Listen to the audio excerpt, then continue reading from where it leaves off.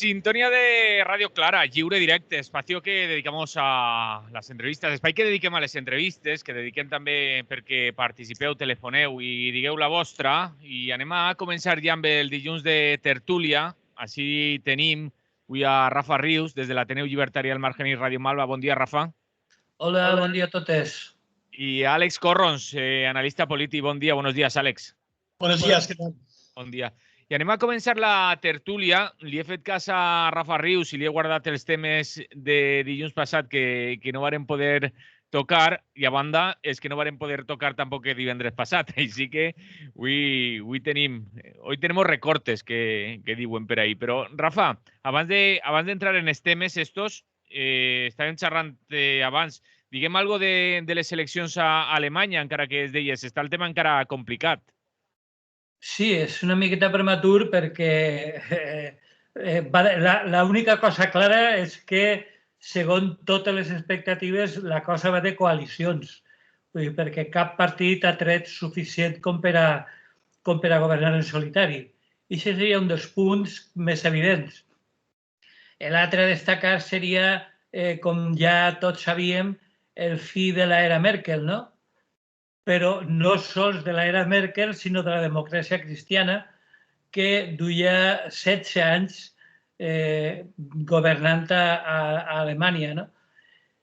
I aquestes són per a mi les úniques poques dades que tenim fins ara, perquè el primer que ha comentat, que és la qüestió de les coalicions, no està gens clara, perquè els resultats crec que tots els que li hagi interessat els coneguem.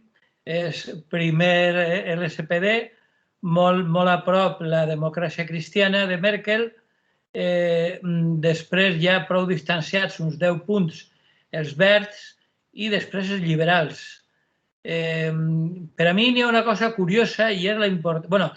Una altra cosa que em sembla important i que cal destacar és que a molta distància, afortunadament, han quedat els que pareixien emergents partits d'extrema dreta i neonazis.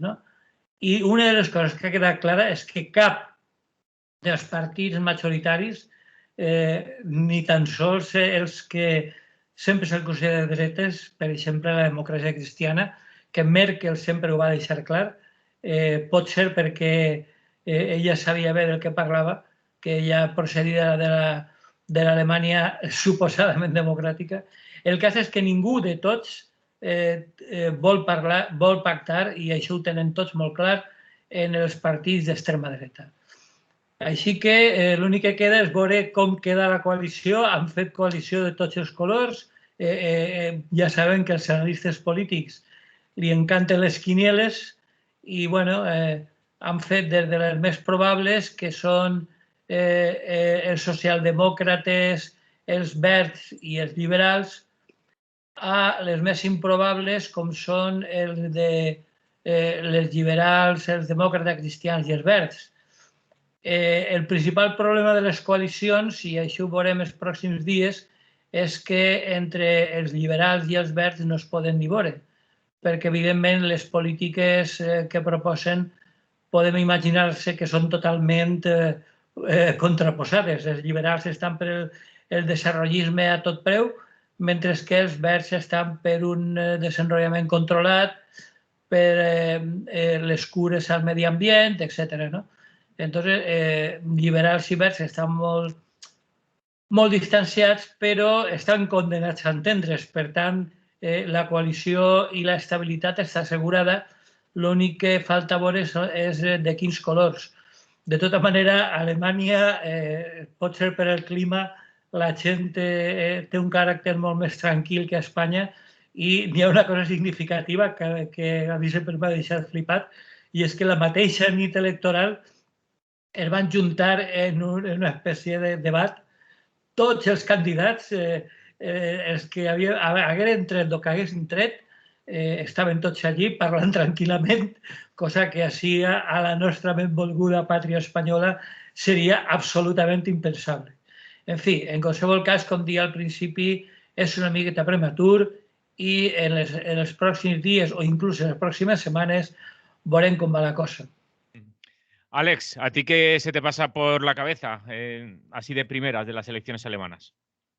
Bueno, yo creo que tampoco va a cambiar gran cosa, ¿no? Al final Alemania es una maquinaria engrasada, es el centro de la Unión Europea, es al final quien gobierna la Unión Europea en la práctica.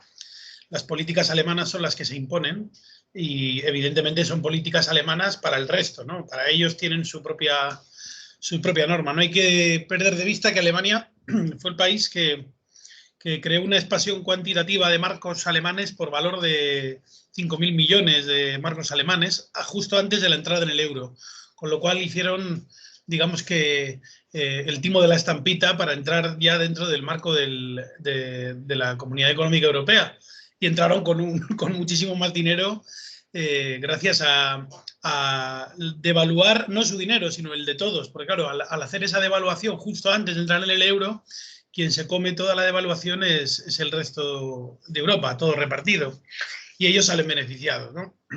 Por lo tanto, Alemania, yo siempre digo que de alguna forma Hitler ganó la guerra, porque al final él lo que pretendía era ni más ni menos que lo que tenemos más o menos ahora.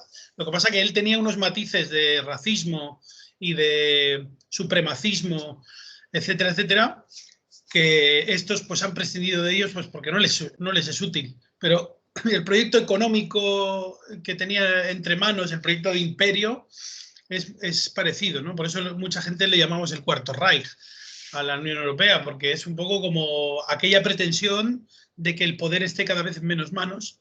Y es verdad que lo que pasa en Alemania pues afecta, las elecciones en Alemania afectan al resto de la Unión Europea. No es como las elecciones en España, que a los alemanes les trae sin cuidado, ¿no?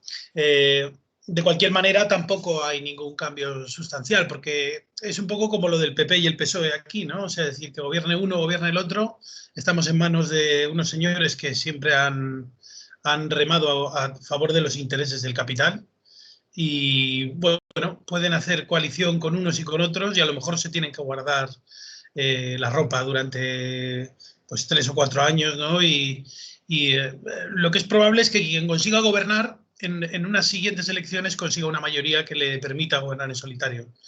Porque es verdad que la sombra de Merkel es muy alargada y llevaba muchos años allí, y evidentemente no tiene el reconocimiento, los actuales candidatos no tienen el reconocimiento de esta señora, y por lo tanto pues se lo van a tener que ganar. Veremos a ver qué es lo que pasa, porque como decía Rafa, bueno, las políticas desarrollistas son contrarias, se supone, a lo que tiene que promover un partido ecologista como son los verdes alemanes.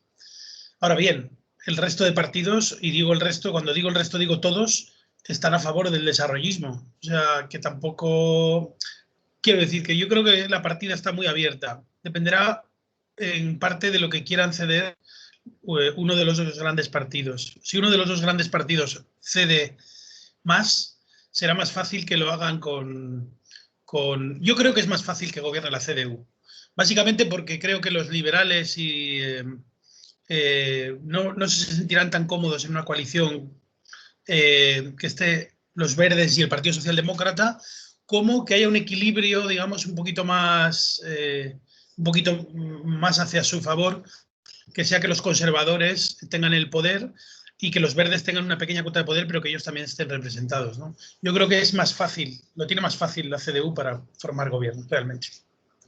Molt bé, no sé si voleu afegir alguna més al voltant de les eleccions a Alemanya, si no ja introduïeu també el tema del desarrollisme. Jo crec que és un bon punt per entrar en un dels temes que teníem així previstos, que és per parlar al voltant del que anomenen transició verda. Que una cosa són les paraules, els noms...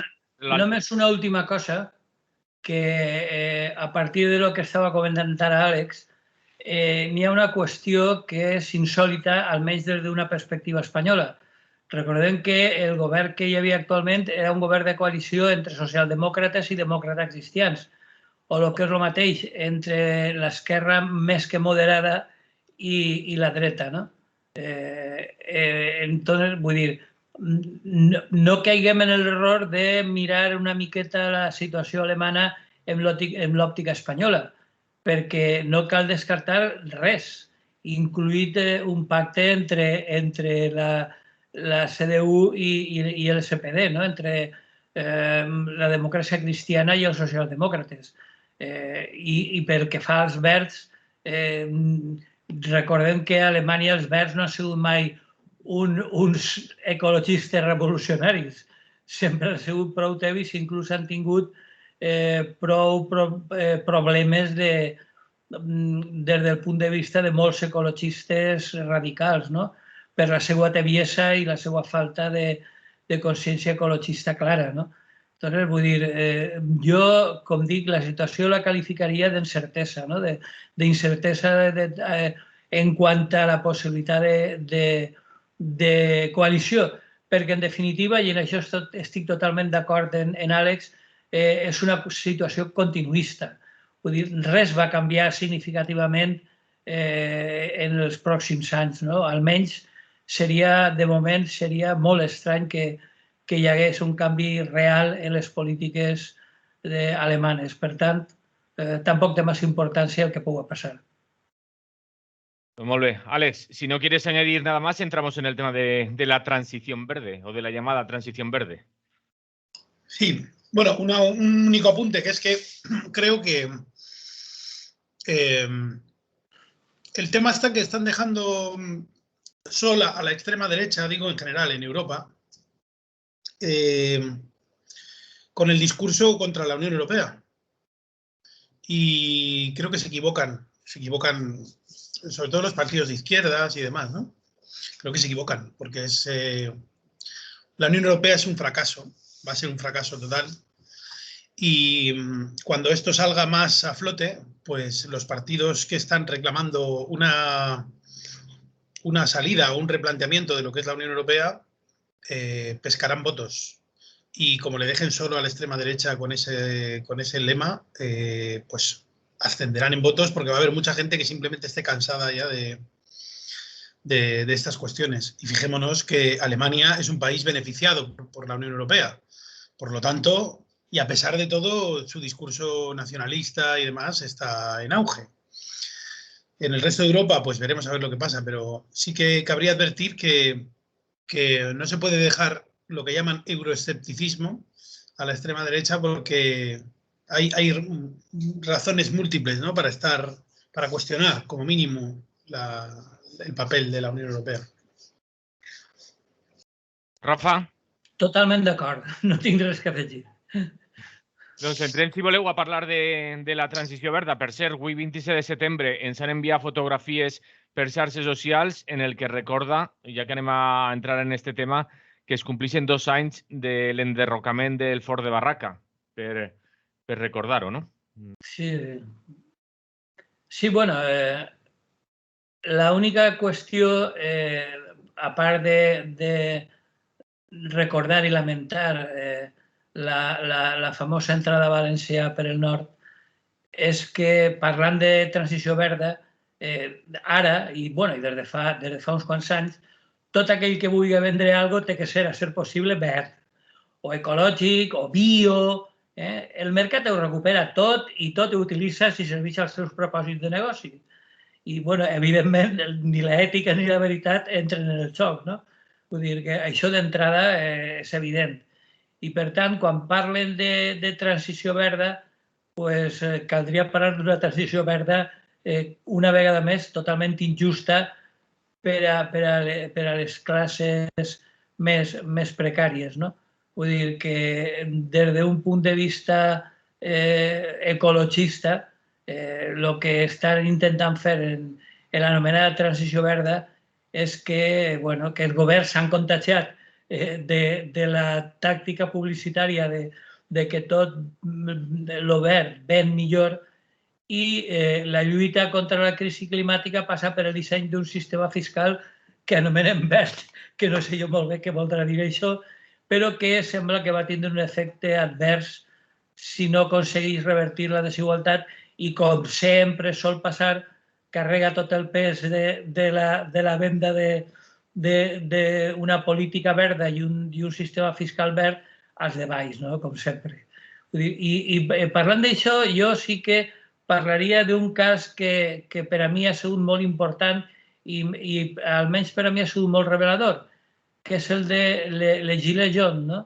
els xupetins grocs francesos, que bueno, al començament del seu moviment es criticava de que bueno, es mereixaren per una qüestió del gasoil. Diu, bueno, el gasoil, això és una reivindicació petit burguesa, no? Està bé del gasoil, però no és així. Vull dir, la pujada del gasoil als rics li donava igual, però als currants, en un país en grans zones molt mal comunicades i en escassa inversió en transport públic i que, per tant, precisaven del transport privat per a manejar-se, era un problema molt greu.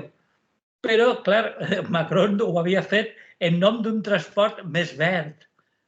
I, bueno, ja sabeu el que va passar, no? La cosa va anar més enllà i el que començà sent un assumpte aparentment menor va acabar estendre's a altres molts aspectes de la vida quotidiana i creant un moviment reivindicatiu de base que encara continua, no?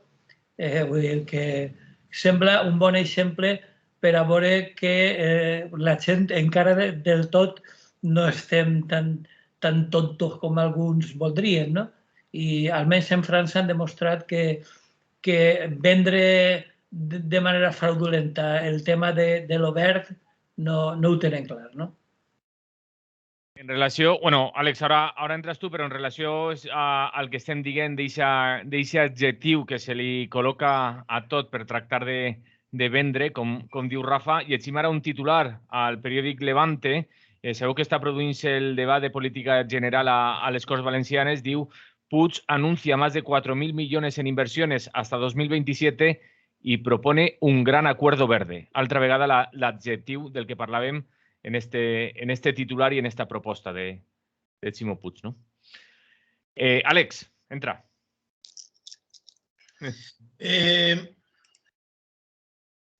Espera, que tenía el micrófono. Vale, pensaba que lo tenía. Vamos a ver, la transición verde, no puede haber ninguna transición verde mientras esta gente, estos políticos tan lúcidos, estén pensando, cuando hablan cuando mencionan lo verde o lo ecologista o tal, cuando hablen de, por ejemplo, financiar o subvencionar vehículos eléctricos a particulares. No tienen nada de verde, pues yo qué sé, la ampliación del puerto de Valencia, el PAI de Benimaclet, o no tiene nada de verde, pues el acceso de la V21 y quitar la huerta de la zona norte de Valencia, ¿no? Por lo tanto, si hablamos de transición verde, ¿qué sería una transición verde en realidad? Pues sería transitar a una economía que no tuviera la necesidad de crecer para perpetuarse. Pero claro, como estamos en un sistema en el que necesitamos que la economía crezca, porque si no se va todo al garete, porque es así como funciona, porque claro, hay unas deudas que se tienen que devolver, los intereses compuestos se tienen que devolver, por lo tanto siempre hay alguien endeudándose para que otro reciba un salario o para que otro pueda cobrarle al otro. Entonces el 95% del dinero que hay en circulación es deuda y por lo tanto mientras haya que pagar un interés a esa deuda, pues la única manera de conseguir pagar ese interés es generar más deuda. Por lo tanto, necesitamos, para que una economía crezca, deuda, crecimiento de la economía, porque necesitamos generar más economía para poder devolver las deudas y los intereses, y por lo tanto, mayor depredación de los recursos materiales y naturales, y claro, estamos en un contexto de escasez. No hay recursos materiales crecientes, todo lo contrario, cada vez escasean más, y no solamente el petróleo, que están hablando el otro día de centrales nucleares, el otro día estaban en un programa de la televisión hablando de abrir nucleares, oiga, que no queda uranio. O sea, que ustedes cuando terminen de construir sus maravillosas centrales nucleares, el uranio estará en la misma situación que se encuentra ahora el petróleo, en un declive absoluto.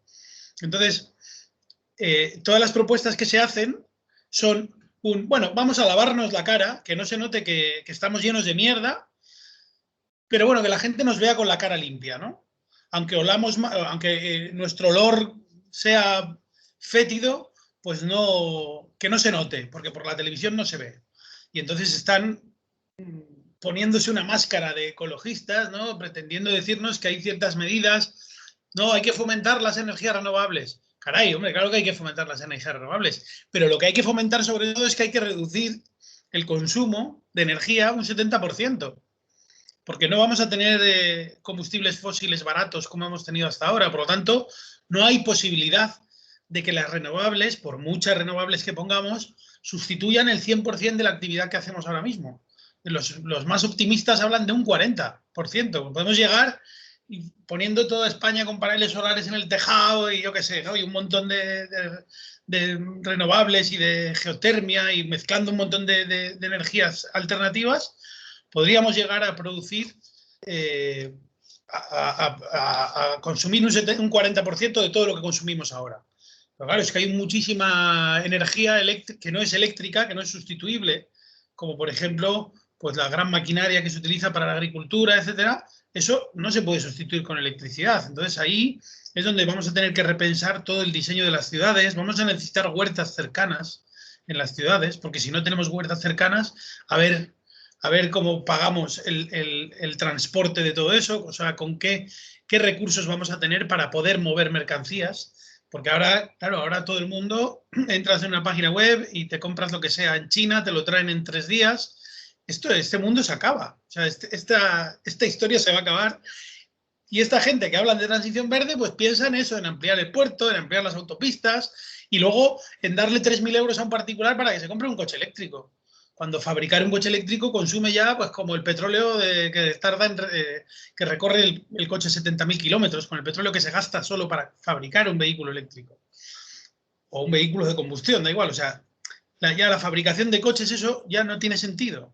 Es decir, y si tenemos que tender es a uso compartido, como mucho, o en un caso ya extremo, digamos, a que el que tenga un vehículo tenga la oportunidad de modificar el coche para que tenga un motor que sea menos contaminante, etcétera. Pero lo que hay que intentar es reducir al máximo todo eso, y para eso hace falta un tejido de transporte público muy grande, hace falta que los trabajos no requieran de un vehículo para ir a un trabajo, hace falta cambiar la estructura y metabolismo de la sociedad a un nivel que no sirve para nada el maquillaje de esta gente que nos pretenden vender cuentos de sirena, cuando ya sabemos que esto no tiene de verde absolutamente nada. Para empezar, lo que habría que hacer es salirse del euro y crear una moneda que no fuera basada en la deuda. O cambiar el euro y decir que el euro, o sea, que el dinero se base en los recursos materiales que hay en un país, etcétera, etcétera. Si no, no hay nada que hacer. Rafa? Sí, no. Jo el que estava veient és que els debats sobre fiscalitat verd en el seno en el si de la Unió Europea i dels parlaments nacionals, pues sembla que la lliçó de la que parlava de Macron en la rebel·lió de les xupadís grocs, pues sembla que no ha sigut tinguda en compte per ningú dels estats membres, no? Perquè s'han dedicat, impost als plàstics d'un sol ús, impost als carburants, impost a l'energia o al transport per carretera. I això sembla que se plantegen com a solucions per alcançar el que ells anomenen una transició ecològica justa.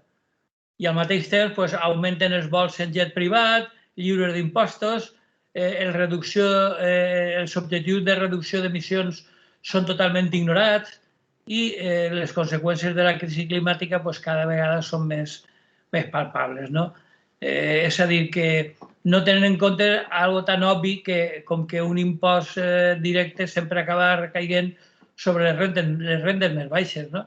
Vull dir, evidentment, que puja la gasolina a una persona que tingui una renda de diversos centenars de mils d'euros a l'any, la veritat, uns cèntims més en el preu de la gasolina li preocupa poc.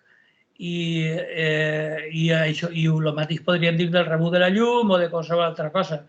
Però l'únic problema és que el que no ha tingut en compte és que la paciència de la gent també té un límit, i que jo el que espero és que dins de poc, quan ja els efectes més candents de la pandèmia vagin passant, els carrers van anar omplint-se perquè la situació es absolutamente insostenible, ¿no?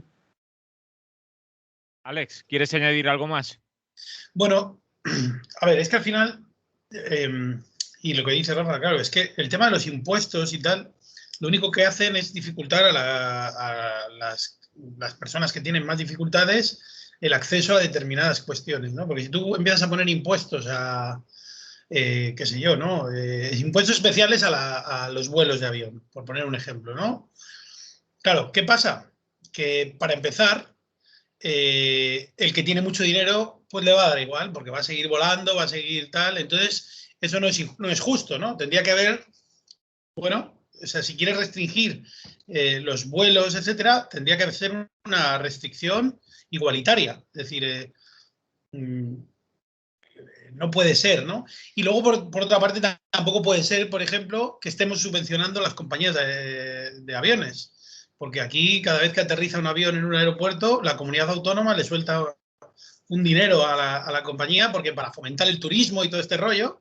Y claro, estamos subvencionando con el dinero de todos, estamos pagando que vengan aquí gente en avión, cuando ese dinero pues, se podría emplear en mejorar la red de ferroviaria o en mejorar otros transportes públicos que fueran menos contaminantes y que por lo tanto, pues no... Claro, pero para eso hace falta, como he dicho antes, es que hay que cambiar tanto todo como que, por ejemplo, el turismo tiene que dejar de ser una industria, una macroindustria para que nos entendamos. Es decir, que yo, si hago turismo, mi capacidad de movimiento va a estar limitada a que volar en avión va a ser una cosa muy excepcional y evidentemente pues no va a haber tanto movimiento. Entonces, la economía de un país va a tener que, digamos, entre comillas, tornar un poco a un modo más autárquico, a lo que tenemos cerca. ¿Qué tenemos cerca? ¿Qué podemos producir cerca para poder sostener la vida? Pues la huerta, tal, y no que se la carguen, ¿no? Y luego lo que tendríamos que hacer de forma colectiva es, bueno, como uno cuando administra una casa, pues dice, bueno, pues en esta casa tenemos aquí unos terrenos y tenemos X cantidad de comida, X cantidad de recursos, y con estos recursos y las personas que vivimos dentro de este terreno, pues tenemos que apañarnos. Y esto es un poco lo que hay que hacer un poco de inventario de qué es lo que tiene España para poder tirar para adelante y sobrevivir. Yo creo claramente que es el campo lo que nos da posibilidades de alimentarnos, que eso es lo más fundamental, y a partir de ahí construir un imaginario, un escenario diferente, ¿no? de la economía. Pero claro, para eso hace falta, primero, que haya una concienciación social del problema y que no se vendan falsas soluciones, como el coche eléctrico y todas esas chorradas, porque al final es que a la gente le estás dando como la esperanza de decir, bueno, no pasa nada, mañana tendremos un coche eléctrico, los molinos de viento y vamos a poder seguir aquí haciendo lo que queramos. Pues mire, no. La cosa es más complicada y vamos a tener dificultades y la cuestión es que cuando haya una restricción o un límite de los productos disponibles en el mercado, esta disponibilidad, esta escasez sea igualitaria. No que los que tienen más dinero puedan hacer lo que quieran, porque en total se pone una barrera de impuestos muy alta para que solo los ricos puedan seguir haciendo, pues eso, volando en avión o haciendo lo que quieran, ¿no? Sí, no, jo, el que passa és que després del panorama que està dibuixant Àlex, jo crec que la situació està de color de tinta de calamar, no? Vull dir, jo ho veig molt negre. El mes passat va publicar-se un informe de Nacions Unides que es deia el Panel Intergovernamental sobre el Canvi Climàtic, que es va publicar el mes passat, no? Bueno, pues això semblava el descobriment de l'aspirina, no? Afirmava, diu textualment, molts dels canvis observats en el clima no tenen precedents en mils, sinó en centenars de mils d'anys i alguns dels canvis que ja s'estan produint, com l'augment continu del nivell del mar, no se podran revertir fins a dins de diversos segles o mil·lennis. Vull dir que això ho sabien ja tots i no d'ara, perquè quan parlen que estem a punt d'arribar al punt de no retorn és una altra fal·làcia, ja fa molt de temps que hem arribat al punt de no retorn, no? I damunt, front a aquesta situació d'emergència climàtica, els governs, bueno, són realment, no sé, no n'hi ha per on agafar. La senyora Teresa Rivera, que és la nostra flamant ministra de transició ecològica, no diuen cap a on va la transició d'ella, però bueno, com així en Espanya la transició és una paraula que sona bé, y el reto demográfico, que también tendría que parar algún día de lo del reto demográfico, ¿no? Bueno, pues literalment dia que, bueno, que el govern, bueno, vivim en el país de Yupi, ¿no? Están tomando medidas para acelerar el ritmo de transformación de nuestro modelo de desarrollo y nuestro sistema económico. Ja m'explicaran quines mesures estan prenent, no? Però, bueno, la ministra va donar un bany d'optimisme. Jo no me crec res perquè denodadament una notícia darrere l'altra anem descobrint que les coses cada vegada estan més negres, no? I que l'únic que fan és, com a molt, posar imposts ambientals que, bueno, com ja he dit abans, carreguen sobre els de sempre, no? Jo l'única solució possible que veig és que agafen l'erupció de la Palma i aprofiten la corrent de lava per a generar energia. Vull dir, no sé, per dir una tonteria, no? Vull dir, no veig cap solució de cap manera. Alex, no sé si quieres añadir algo más. No, bueno, básicamente creo que ya está todo dicho, ¿no? El cambio pasa por un cambio bastante radical, mucho más de lo que nos están pretendiendo vender y o cambiamos mucho el rumbo o la colisión con el colapso va a ser clara, ¿no? O sea, creo que tenemos que hacer grandes cambios y que no, a ser posible que sean graduales, no abruptos, ¿no? Porque la realidad nos va a golpear. Tenien per així apuntar lo de detingut al complet el grup d'estupefaents de Mèrida en una operació antidroga, però la deixo per a després. Abans tinc altre punt que ja vam tractar així divendres passat, però jo crec que és interessant seguir-ho i conèixer la vostra opinió. Ve referit a... Bueno, després de la manifestació nazi al barri de Chueca, torna a plantejar-se com respondre a aquestes accions. Ha tornat a obrir-se un debat al voltant de com respondre a les accions que realitzen els grups feixistes, els grups nazis. Amb l'exemple de la mani de Chueca d'este dissabte passat, no, de l'anterior. Rafa. Sí, no, jo crec que la situació és clara des de fa molts anys, perquè si s'ha creat un gueto LGTBI a Chueca és fonamentalment per sentir-se protegits front a l'homofòbia ciutadana, no? Però pel que fa a la meva... Jo no tinc, evidentment, cap vareta màgica, perquè no soc cap fada, però a hores d'ara, des del meu punt de vista, l'arma més potent i discreta que tenen els feixistes és la provocació. Ells aprofiten unes llibertats que ells mateixos mai permetrien, però que saben aprofitar molt bé per a crear ressò, per a ràpidament tots els medis habituals es trauen en portada i fan propaganda, que és de lo que es tracta, no? Com lluitar? Jo l'única solució que puc apuntar és que és, evidentment, no fer-li el joc. O sigui, és una paraula que ja m'heu sentit moltes vegades i que és desafecció. Vull dir, no caure en el seu joc, no donar-li això, perquè jo tinc clar una cosa, moltes vegades lluitant contra el teu enemic li dones carta de naturalesa, vull dir, el reforces. I, per tant, el que caldria fer, sempre que no passen a un altre pas més violent, evidentment, és això, no fer-li el joc i mostrar una total desafecció front a les seues històries, no? Alex. Sí, estoy de acuerdo con Rafa. Al final esta gente lo que busca es propaganda, porque son 4 gatos y lo que buscan es tener una repercusión mediática, generando ruido y bueno, es evidente que también hay un interés, ¿no?, por darle coba a esta gentuza mediante esta propaganda, pues porque al final... digamos que es la mejor manera para como crear un enemigo peligroso, ¿no? Y que los partidos, digamos, tradicionales digan, bueno, aquí estamos nosotros, que somos el orden y ahí tenéis el caos, ¿no?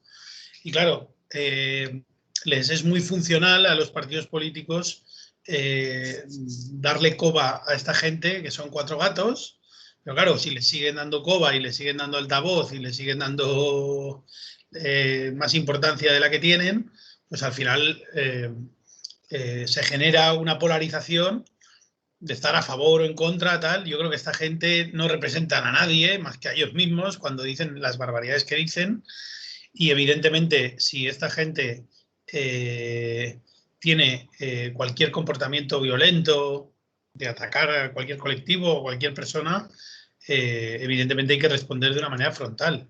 Es decir, ahí no hay negociación posible ni nada. Lo que no se puede hacer es tampoco, pues eso, ¿no? Entrar en su juego de provocación, que al final lo que buscan es eso, propaganda, porque su discurso es que, vamos, es infumable, ¿no?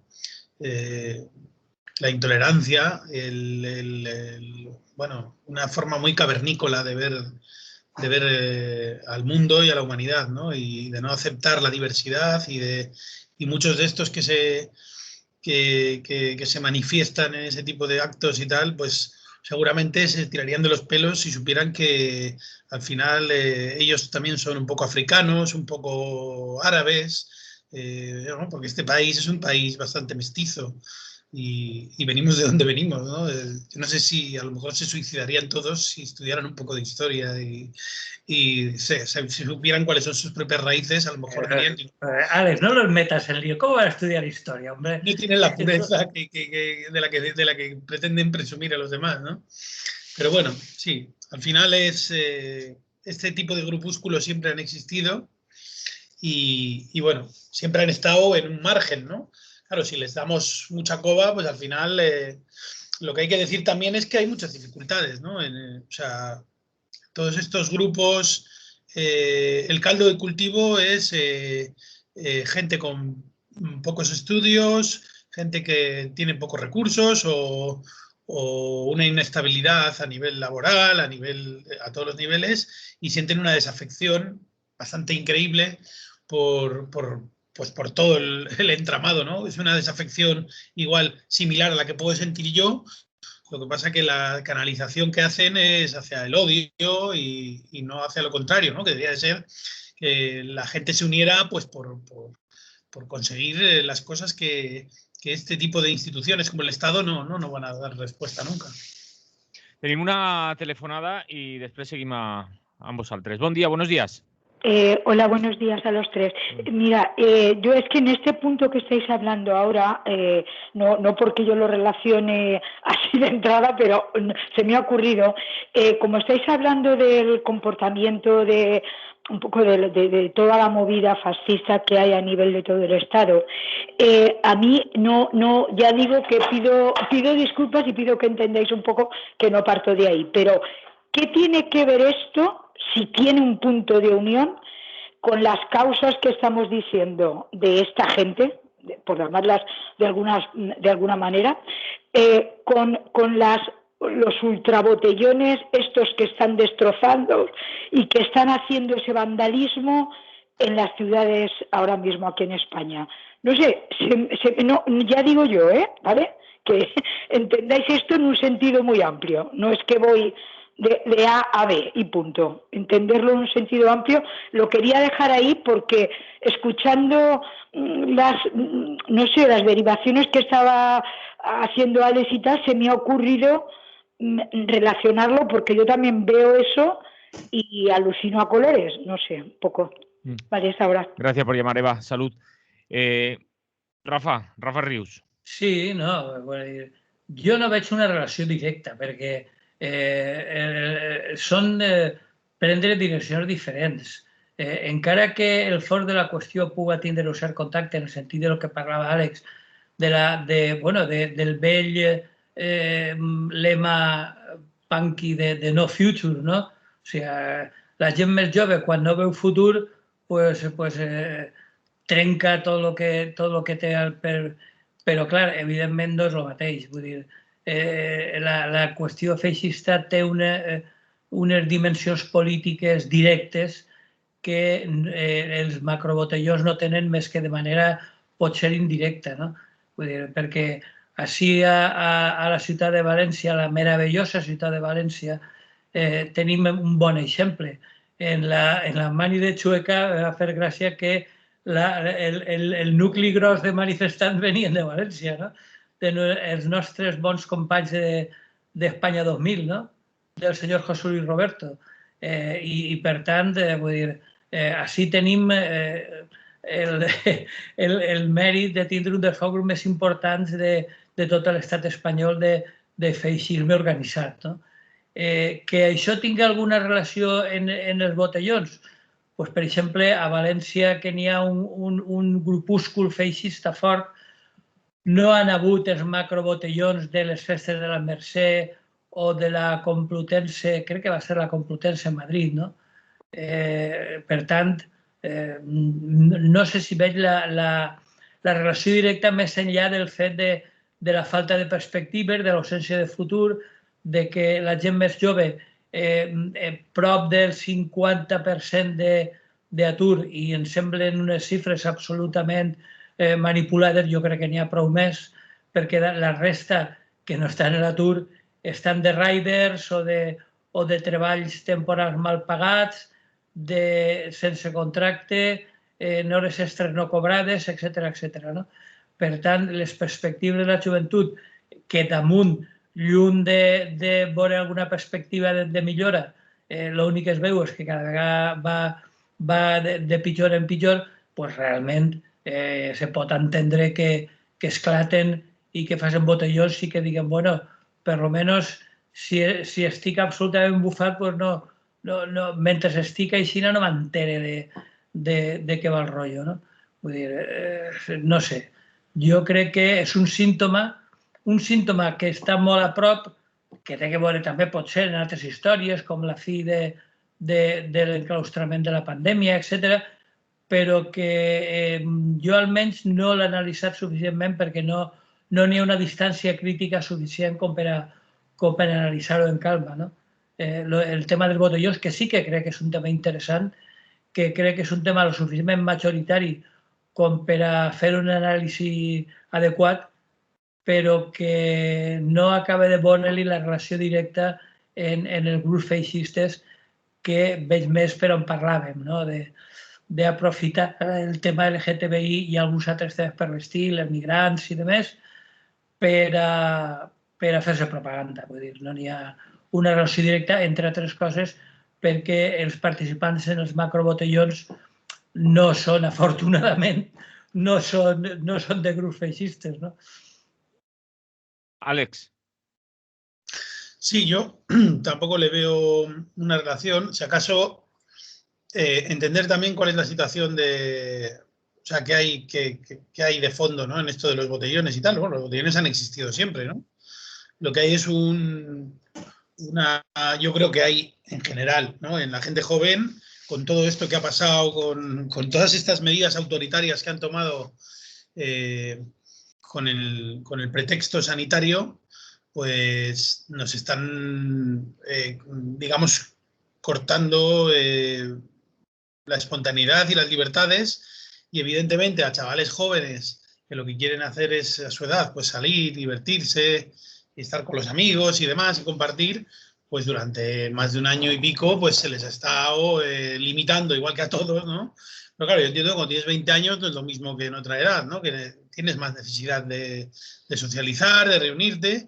Y al final, pues si han estado cerrando los bares, ya han estado limitando, digamos, la posibilidad de reunirse en un lugar que no fuera al aire libre y demás, pues evidentemente han crecido los botellones y luego hay gente que a lo largo del territorio español que aprovechan, digamos, un baño de multitudes pues para aprovechar y saquear una tienda, ¿no? Pero no creo que se pueda decir que los botellones derivan en robos, en violencia, en altercados. La mayor parte de ellos no es así. Y cuando hay altercados es cuando aparece la policía para intentar que disolver el botellón, y entonces la gente joven que está ahí con 2 copas de más, pues se envalentonan y se enfrentan con ellos y ahí es donde hay altercados, detenidos y tal. Y luego, pues lo de los robos, lo que digo, ¿no?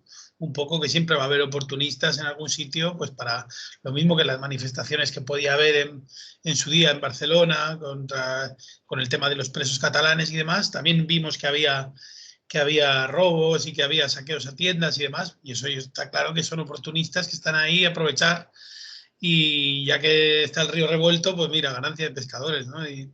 Y es lo que hay. No se puede decir que los manifestantes independentistas estén a favor de eso, pero son cosas que pasan y tampoco creo que haya que relacionarlo mucho. Si acaso la relación que hago yo es en general un descontento y una necesidad también de evadirse, ¿no? La necesidad de... Porque al final también veamos el modelo de ocio que tenemos en España, ¿no? Que también gira en torno al alcohol, en torno a este tipo de cosas que, bueno, se han estado fomentando y al final, pues mira, y lo dejan todo lleno de basura y hay mucha irresponsabilidad.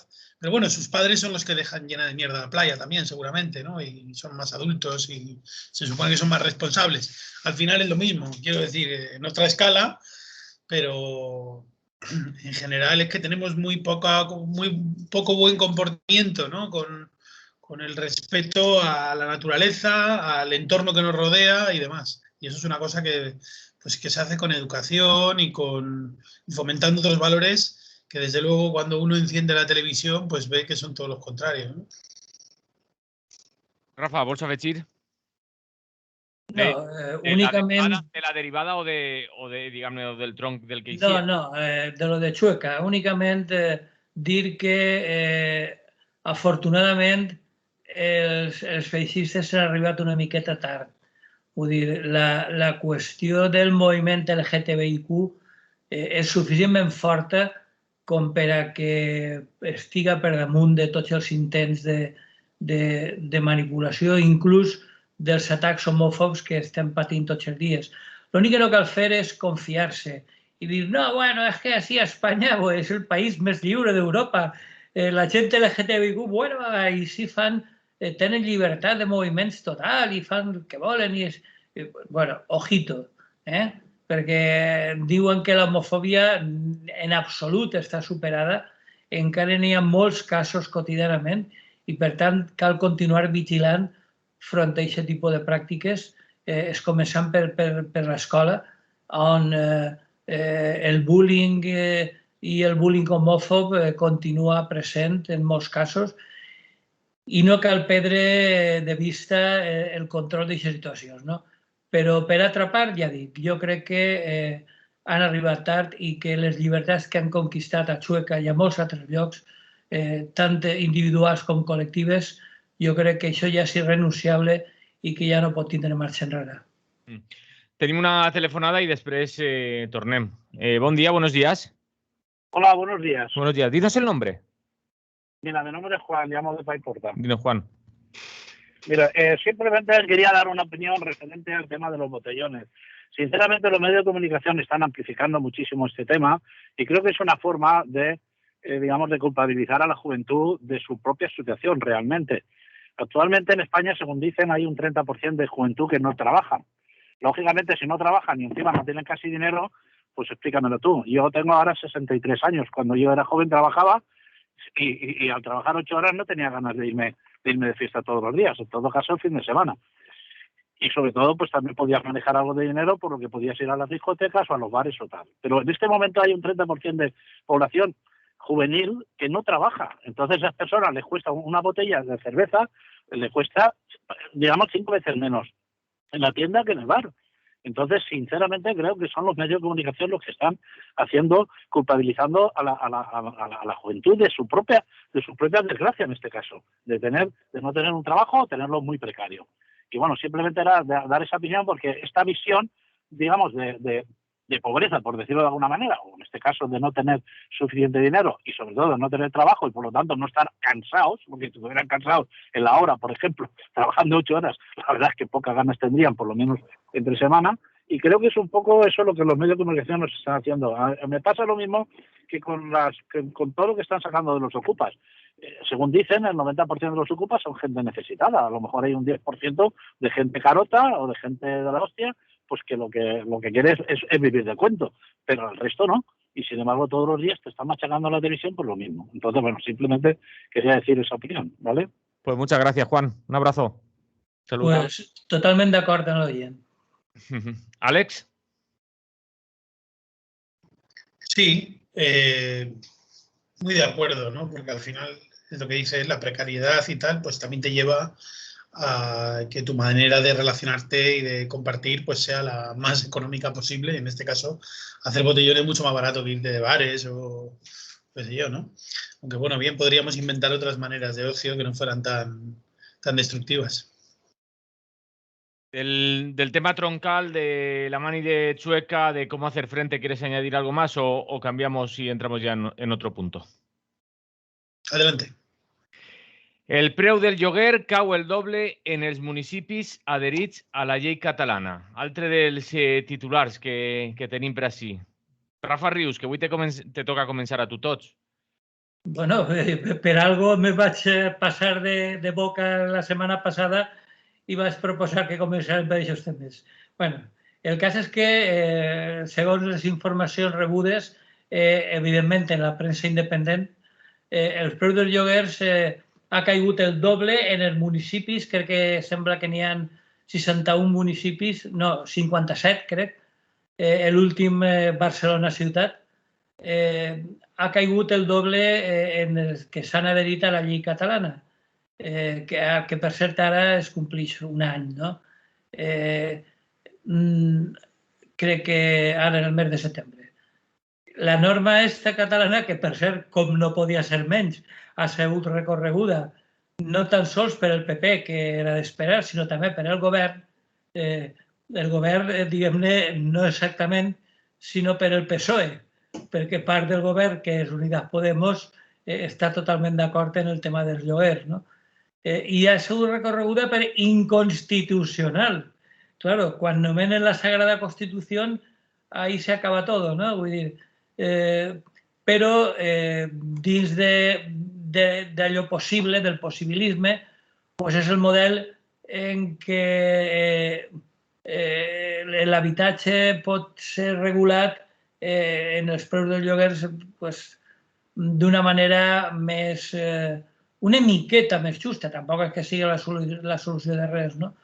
Però tenint en compte que n'hi ha una llei d'habitatge que està aparcada per ahí en algun calaix, vaig a saber vostè on, pues esta llei que s'anomenava Contenció i Moderació del preu del lloguer, pues bueno, de moment està aconseguint que baixen una miqueta, tampoc massa, estem parlant d'un 6 i pico %, però almenys que no continue pujant, perquè concretament a Barcelona el tema del lloguer estava eixint-se de mare d'una manera absolutament imparable, no?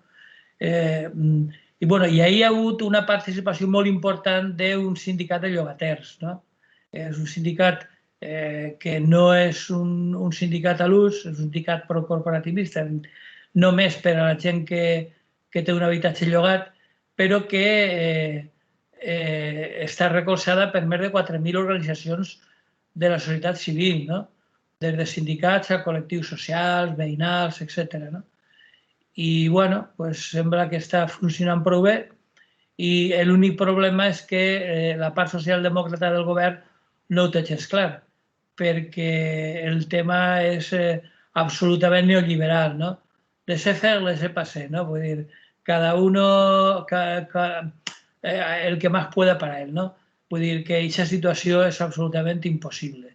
Arriba un moment en què, donat que el preu de compra és absolutament inassumible, tenint en compte la precarietat laboral d'una gran part de la població, els taurons de les immobiliàries estan aprofitant per a traure el partit del tema del lloguer, no? Però, clar, segons ells, sembla que el món s'enfonsa, no? En esta llei, bueno, la cosa va anar de mal en pitjor i després no passa res, no? Segons diuen les informacions, els preus es comencen a estabilitzar-se una miqueta, el mercat de compra-venda funciona amb normalitat, però, evidentment, quan l'oferta i la demanda és l'únic àrbitre del mercat, sempre guanya el propietari. Vull dir, això deixeu que els mercats ja se regularan per ells mateixos, pues, no pot ser. Vull dir, això de que l'ultraliberalisme siga l'únic referent possible és absolutament inacceptable i més per un partit que es diga socialdemòcrata o que moltes vegades hem tingut que sentir que es diuen que són el referent de l'esquerra i no estan d'acord en controlar mínimament el preu dels lloguers com no han estat d'acord en controlar el preu de la llum, etc. ¿no?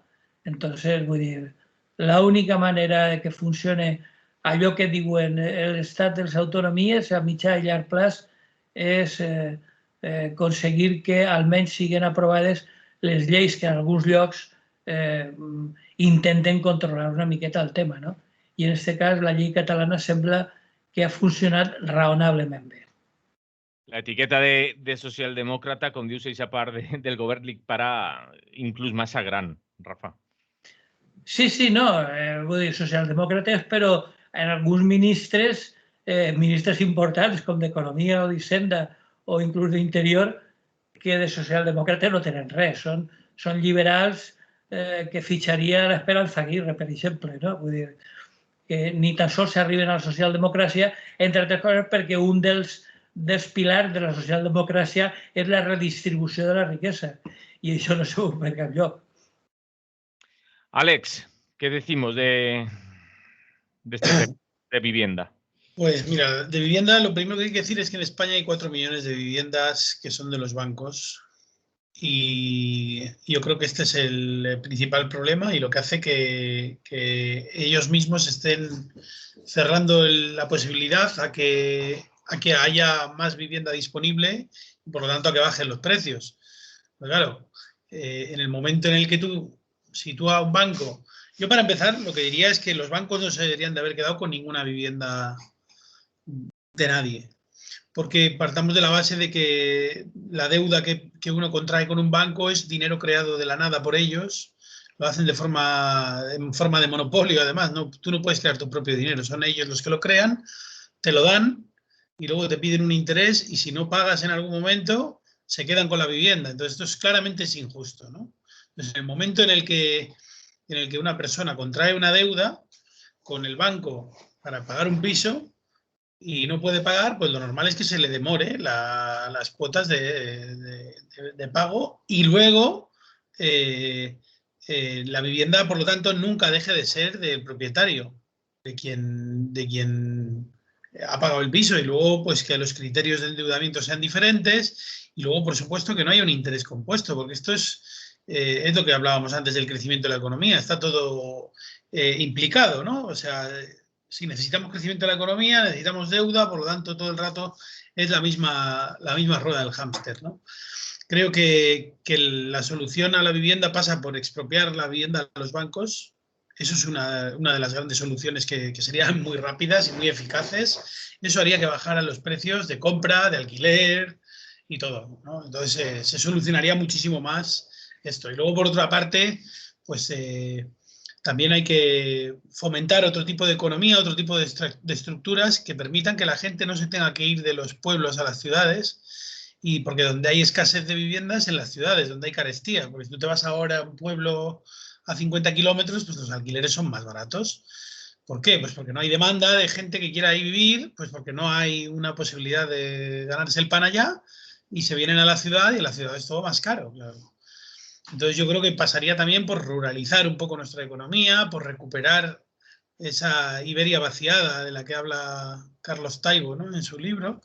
Y bueno, creo que sería bueno tomar medidas de fondo, ¿no? Porque sí, poner una ley que controle el precio de los alquileres en un momento dado pues puede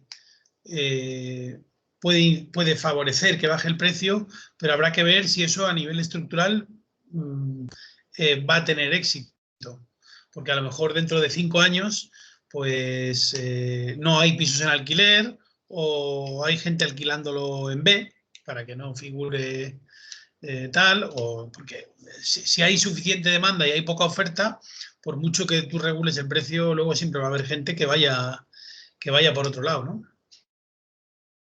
Rafa. Sí, no, lo dels bancs és evident. Vull dir, i ahir, sense ser cap expert legal al respecte, jo crec que el govern podia fer molt més del que està fent, no? O sigui, algo tan senzill, per exemple, com impedir els desnonaments dels pisos propietaris dels bancs mentre no paguen el deute que tenen pendent. Això s'ha dit moltes vegades i inclús des dels ministres d'Unides Podem del govern i bueno, des de la part socialista del govern inclús s'ha pres a broma, no? Vull dir, estos que diuen, vull dir, quina animalada, vull dir, limitar la capacitat dels bancs de fer el que li rota. Pues bueno, que algo tan tebi i tan mínim com podria ser simplement tu no pots desnonar a ningú mentre degues diners públics. Jo crec que això és algo absolutament comprensible, no? Bueno, doncs els desnonaments continuen a bon ritme, malgrat totes les lleis i totes les decisions que hagin pogut prendre i la situació d'injustícia és total. Entonces, l'única possibilitat de que els lloguers es moderen és, per una part, el que està dient Àlex, no? Vull dir, la reruralització de bona part de la societat, no? I per altra part, el canvi del model productiu que fa que les úniques bosses de treball precari estiguen a les ciutats, no? I, per tant, això condiciona totalment el mercat immobiliari. Entonces, està clar també el que diu Àlex, que feta la llei, feta la trampa, i que si tu li apretes per un costat es començarà a eixir a relluir les pràctiques mafioses de cobrar en negre o de facturar per un preu i cobrar un altre, etcètera. Però, malgrat tot això, jo crec que l'única possibilitat és que una decidida voluntat política que regule la qüestió. L'únic problema és que jo no crec que ni el govern autonòmic del nostre bon amic Ximo Puig ni el govern dels seus companys de Madrid facin absolutament res al respecte. Àlex, no sé si quieres añadir algo más. No, en principio... Doncs ens queden dos temes apuntats. Jo no sé si voleu parlar d'eixa reforma del finançament que torna a estar altra vegada d'actualitat, si és que alguna vegada deixa d'estar, o eixe acord entre els governs d'Andalusia i del País Valencià per reformar eixe finançament, o si voleu entrar a parlar del famós grup d'estupefaents de Mèrida. Vos deixe lliures, ja que sou dos només i s'heu portat bé avui. Lo del grup de Mèrida és... Jo, l'única cosa que em va sorprendre, i ja ho vaig comentar, és que el tema d'Extremadura, no? Perquè fins ara les estreles del tràfic havien sigut la costa galega i la costa de l'Estret, no? Però el d'Extremadura em va sorprendre una miqueta. Els extremenys que semblava que era... Bueno, doncs, el que està clar, evidentment, és que la costa galega i la costa gaditana estan ja superexplotades i tenien que buscar un altre trajecte, no? La frontera artificial entre Portugal i Espanya sempre havia sigut, des de fa molts anys, molt permeable al contrabando, no? Vull dir, però, clar, era cafè, vaixelles, roba, tovalles, coses d'aquest tipus, no? Però el del tema de la droga era... Bueno, a mi personalment em va resultar nou, no? I, a més, és curiós perquè fa uns dies, bueno, les vacances d'enguany les ha passat per terres extremenyes, no? I parlant amb gent d'allà, inclús gent nacionalista extremenya, que també els hi ha, no? N'hi ha a partir de nacionalisme extremeny, dient que ells ho sabien, però que el problema és el de sempre. Vull dir, qui vigila el vigilant, no? Vull dir, com pots aconseguir que on hi ha molts diners, perquè evidentment tots sabem, el sou és molt baix i n'hi ha moltes necessitats i tot això, I els pobres policies i guàrdies civils, que de tot ha hagut, pues, evidentment, igual que passava en l'Estret o en Galícia, pues, han caigut en la tentació i de moment hi ha 4 implicats. Això sí, els han traslladat a Madrid, a Extremera, Madrid 7 crec que és, perquè allí n'hi ha un mòdul especial per a policies. No siga que se juntaren els presos comuns i algú se'n recordara d'alguna visita a comissaria. Bé, el cas és que més que res és una anècdota, perquè tots ho sabíem, tots sabem que això és la punteta de l'iceberg i que n'hi ha moltíssima més policia i guàrdia civil implicada en el tràfic d'estupefaents i tant la cocaïna en el nord com el haixix en el sud i que l'única solució és la de sempre, legalització. Millor dir legalització, no, perquè ells no tenen res que legalitzar. Despenalització de les drogues. I, per tant, mentre això no es produïsca, continuarem tenint notícies que causen més risa que altra cosa. A mi això em feia recordar també no sé si en recordeu, aquest vaixell de l'Armada, el Juan Sebastián Elcano, en el que trobaren 127 quilos de cocaïna, que per cert, les últimes informacions que estava veient jo per així diu que la juez proponia arxivar la causa de los 127 kilos de cocaïna, o sea que no sé com queda tot allò, però em feia recordar aquesta informació també. Home, lo del Juan Sebastián Elcano va ser molt curiós, no? Però que n'hi ha moltíssims. Jo recordo fa uns anys que va caure tota la comandància d'Algeciras, que és un altre lloc molt propici a aquest tipus de coses.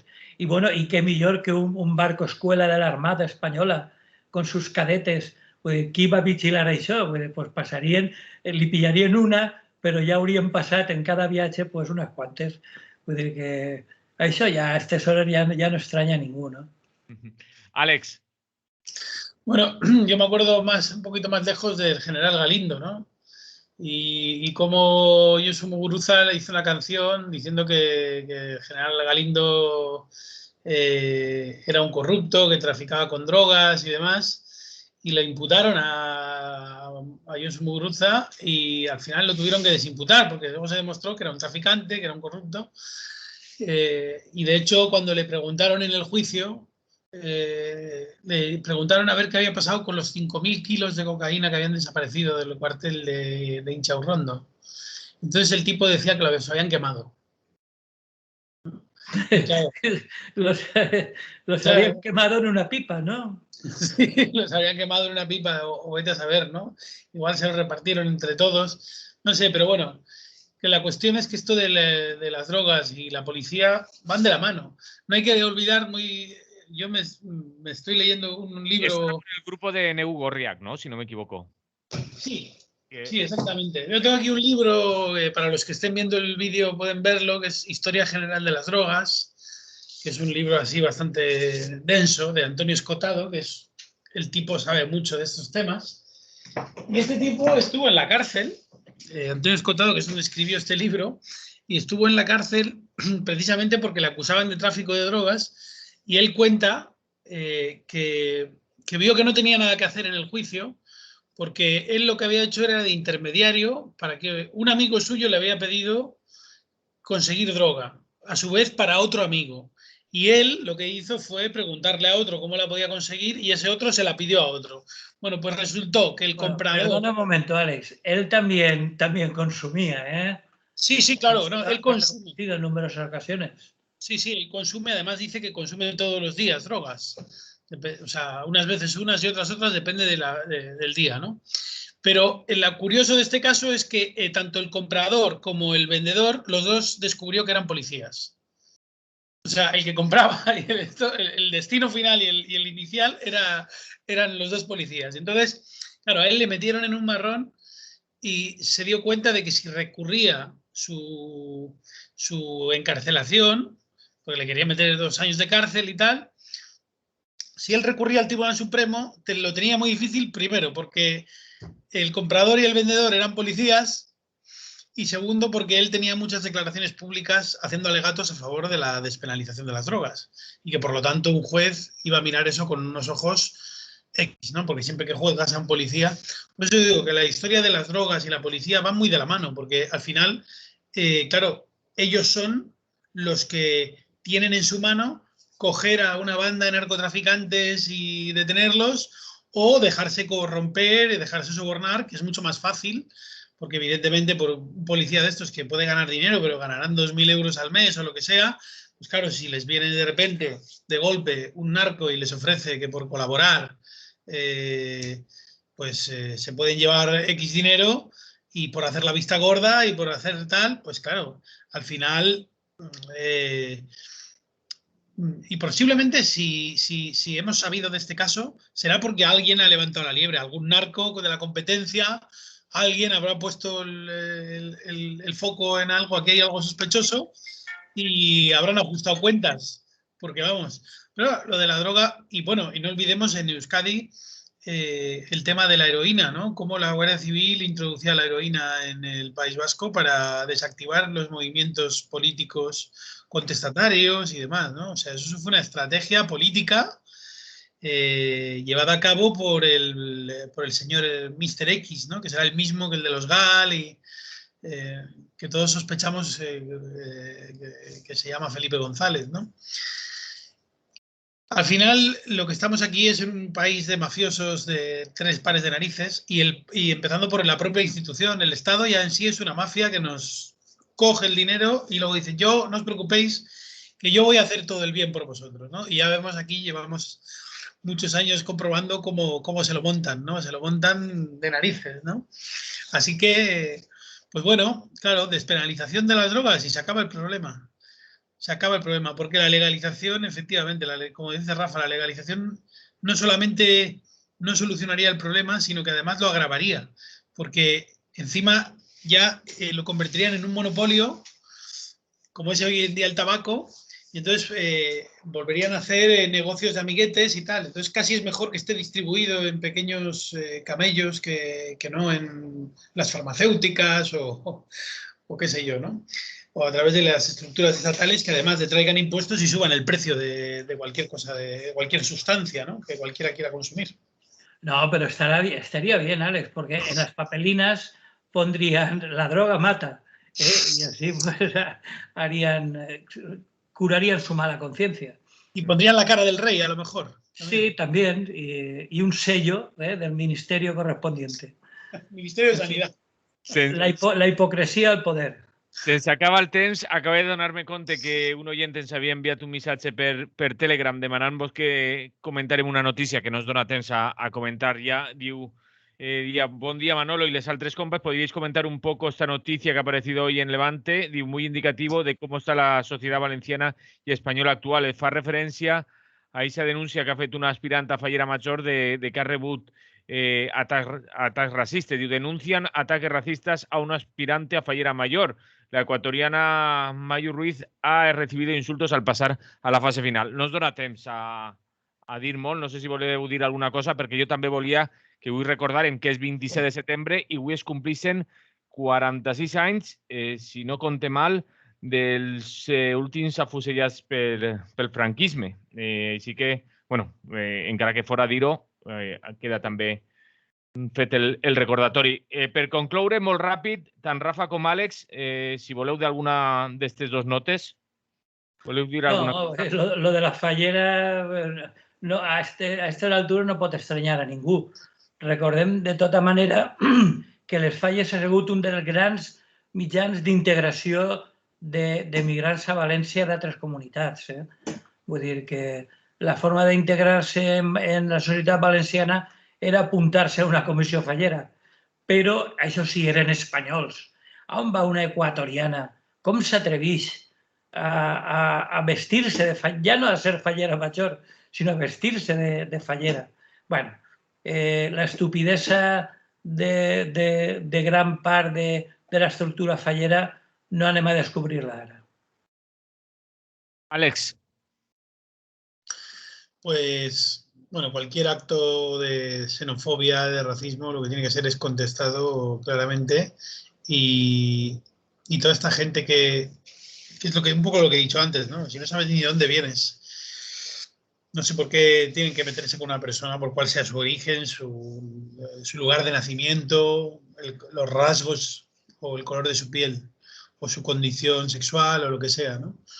La verdad que es un mundo en el que nos estamos situando en un mundo verdaderamente retrógrado, ¿no? Yo tengo la sensación de que en los años 2000 no había tanto odio paseando, ¿no?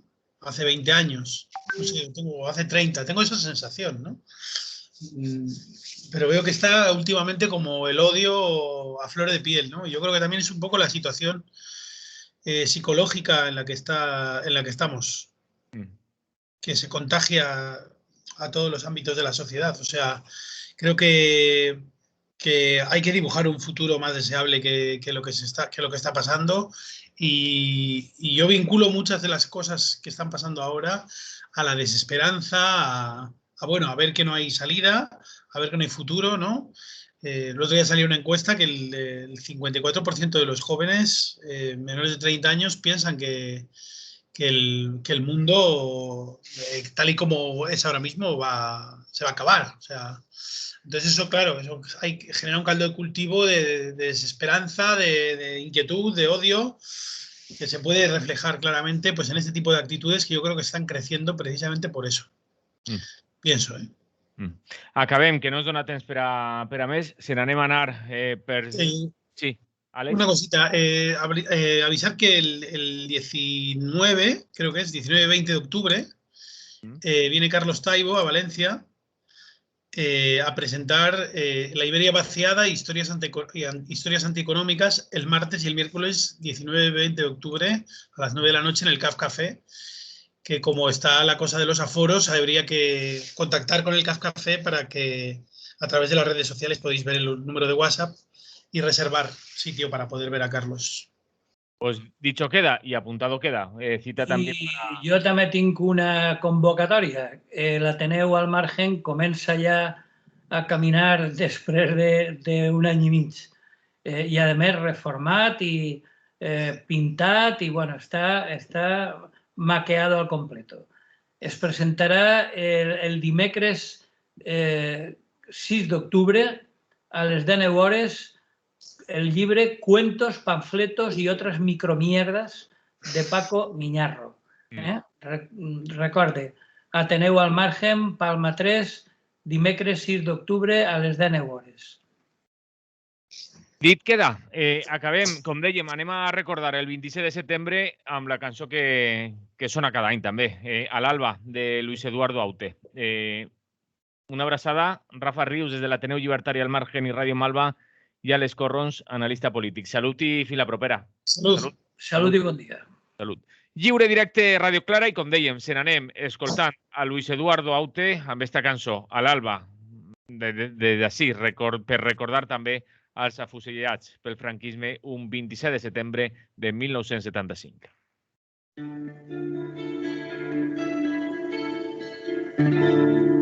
Si te dije